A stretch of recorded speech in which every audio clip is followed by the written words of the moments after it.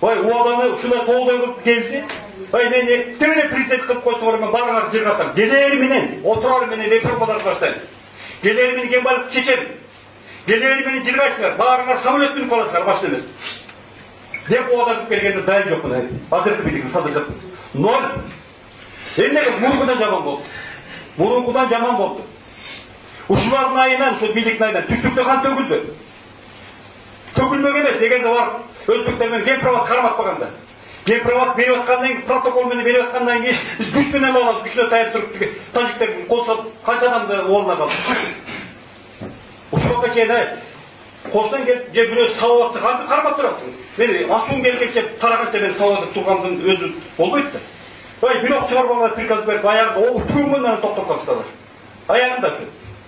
Ошого чейин жетиш, ушуга чейин барышты.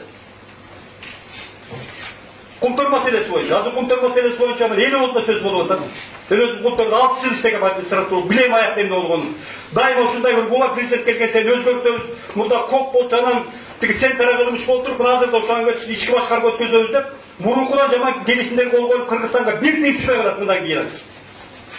Баштапкы калыбынын 50% болсо, аягында азыр налогке түшөт, калганда түшпөйт. Кумтөр эмне кирип атат, эмне чыгып атат, эч кимдин укугу жок, бир органдын укугу жок деген текшергенге. Бұл күч органдар айтады, күч органдар мамлекеттің коопсуздугун сактайм деп. Буга бермесе ант ичкен, ушулардын айынан мамлекет четтен кетип атат. Кан төгүлүп атат. Бир ооз айткан жок, мамлекет коопсуздугу тиги эмени караганда тиги согуш чыккан атат. Эл карапайым эле айтат, бул жакта абайлап кан төгүлүп калмай болду, эл тажиктерге басып албай болду деп. Эмнеге тартып коюшту? Бул түндүк элинин, түндүк эл ынтымагынан, түндүк эл күчтүүлүгүнөн 10-жылда, 90-жылда түндүк элдин элден коркон үчүн өзбектер менен тажиктер кол тартып алды. Болбосо баса калмайшак чыркырат. Алар да айтышат, 2 саатта деп өзбектердин разведкасы 2 саатта биз Ташкөмүргө чейин келебиз деп атышат. 2 саат жетет бизге түштүктү алып коюшканга. Анткени эмеңерде эчтеке жок дейт. Танкаңарды майы жок отурат дейт. Оңуңар ашып кетсе, бир магазинде ашып, биз 2 октуруп аны эмне кыласыңар деп булмак. Ошолордун разведкасы айткан сөздөрү.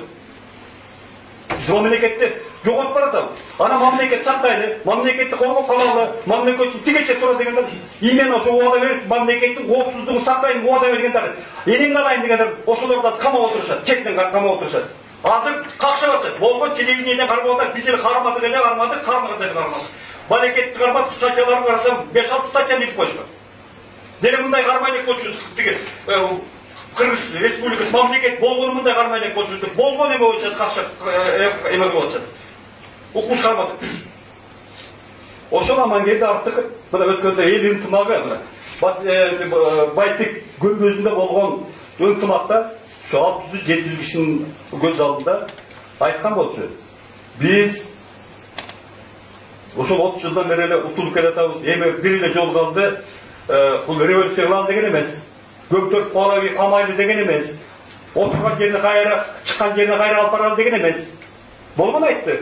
Биз эл ынтымагы менен 40 боз үй болобу, 10 боз үй болобу, 5 боз үй ошолор тигип туруп 3 күн бүт жет дуандан чакырып келип ошол жерде эл менен сүйлөшүп, 30 жылдан бери булардын жүзүн ачып чакырып бийликти. Же туура жолго түш, чакырып өз ыктыяры менен башкара албай кеткиле деген сунушту айталы деп аткан да. Ошол үчүн булардын жүрөгү түшүп калды дагы. Ошол элди чакырып, эл үчүн тиги жүрөгү түшүп калды деген кандай адам коркот? Артында кылмыш бар адам коркот. Булардын эгерде жетишкендик болсо, жетишкендигин, кемчилик болсо, кемчилигин, кылмыш болсо, кылмыш мойнуна салалы тиги ошого чакырып аткан. Азыр ушундай беле карап өзү бетине отуруп атайын. Кантип ушунчалыкка барышты. Биринчисинде дагы ошол 7-8 бала бир калбаган 17-жылы. Анда да ошол 7-8 арасында бир-экөө Алтай кирип барышып, наркотиканы грамдап 3-4 катышып, анан үйүнөн таптык, үйүнөн кармадык деген деп кылса. Азыр да ошондой кармап атышат. Бай, эгерде наркотика дүйнөдө практикалап этилет, эгерде саясий тиги душманыңды дүйнөдө практикалап этилет, наркотика менен кармайт. Бул 20-жылдын аягы, 2000-жылдын башына чейин өтүп келген, азыр өтүп келген, ел бар эле наркотика менен кармал дегенче бул же булардагы тагы Бакиевдин жолуна түшүп алды. Бакиевдин жолуна түшүп алды. Булар өздөрүнүн саясий бетине айткандарды камап, муну мынтип отурса булар Бакиевдерди акканга чейин барышат. Акканга чейин барган Мына бул эми боюнча ошол бул мындай айтылган атканда өткөндө амандын жолкон айткан бул күнтөрбөс жембайлык маселеси боюнча айтып чыгады. Баткен окуясында киндер күнү Баткенден эр азаматтар келип алма менен жолугуп, жетим балдар жигиттер силер менен жолугуп болгон реалдуу кандай ким күнөө экенин айтып берели деп аткан. Келип барып бериңиз ушул жака. Жемпирбак боюнча да келишкен. Барган өз көзүңөр менен көрдүм канча жер кеткен эди. Казино боюнча, казинонун артында киндер турганда киндин кызыкчылыгы бар бул жерде. Жанагы мамлекеттен бөлүп сатуу. Айтып атам, мамлекет бөлүп сатуу иши керек. Бул тышкы башкарууга алып баратышкан да. Бул ушул бардын убагындагы тиги Максим Бакиевдин проекти болчу. Так ошондой өткөзгөн ачкан да. Анан уу коргошун боюнча да, уу коргошун канча адам уулан да, мен таң каласың, уу коргошун өзү айтып туруп, атын айтып турбай уу деп турат да. Коргошун албаган уу деп, ошону ушундай бир дүйнөгө шылдың болдук да. Позор буят. Анан биз айтат элек, ошо аман келип ошол ушулардын бетин ачып, ушулардын жүзүн ачып, чоң улуттугун жыйнап көзөлдөп деп аткан. Ошогон булар жүрөктөрү түшүп калды дагы, ошондон ал жанакынтип аябай шумдукту да шпионду эмени террорист кармагандай кармашып, азыр түндө балдар айтышты, ушул деле андай статьянын бир 100 статьянын мойнуна илип коюп турду деп атат. Эми мындай жерде Кудай таалам айтат, мен зыян кылам деген адам деп күн батыштан күн чыгышка чейинки макулук, мен деген макулук зыян кылам кыла албайт дейт. Мен сактабайм дегенде ошончо күн батыш күн чыгышын макулук мен сактайм дейт. Көрөбүз бул жерден ким эме болду. Бул айтат элек, ал бийликке кайрылат элек.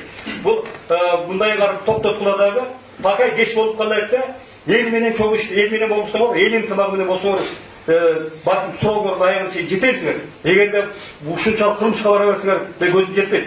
Эл бүгүн көтөрүлүп дагы бул бийликти да чыгарып таштайт. Экинчи, айтат элек, ушул образын айтканда жанагы эмеде болуп атат да, Африкада жанагы гепард деген эме бар да, күнүк бир кыйын бир жырткыч бар да, 5-6 күчүн катып коюп, эптеп барып туруп, тиги антилопасын жыгып тиш салганда шакалдар келип тартып алган сыяктуу болуп атат. Эл эптеп бийлик чыгат, ана шакалдар камчылашып кетип тегеректеп кетип тартып кетип атышат да. Ушуну эске алалы. Ынтымак болбосо, ынтымагы дейт. Ынтымакта болсок, биз эч качан биздин ынтымагыбыз билсе, булар да азыр тыйылып туруп иштейт. Аянча иштейт. Тыйылып коюп, эл чогулуп калып ынтымакта бололу, биз өзүбүздүн саясатты токтотобуз деп. Мен айтарым, ынтымакта бололу, ынтымагы болбосо болбойт. Ынтымакты кечирбесек болбойт. Анан талап кылат эле ушул жыйындын артынан ушул кайрылып, ушул кат жүзүндөгү телевидение аркылуу жана камалган балдарды чыгарыш керек, чыгарбаса болбойт. Бүт телевидение, радио аркылуу ар бириңер элге жеткизгиле бул жер подстава деп. Явно подстава менен занимать этип отурушат.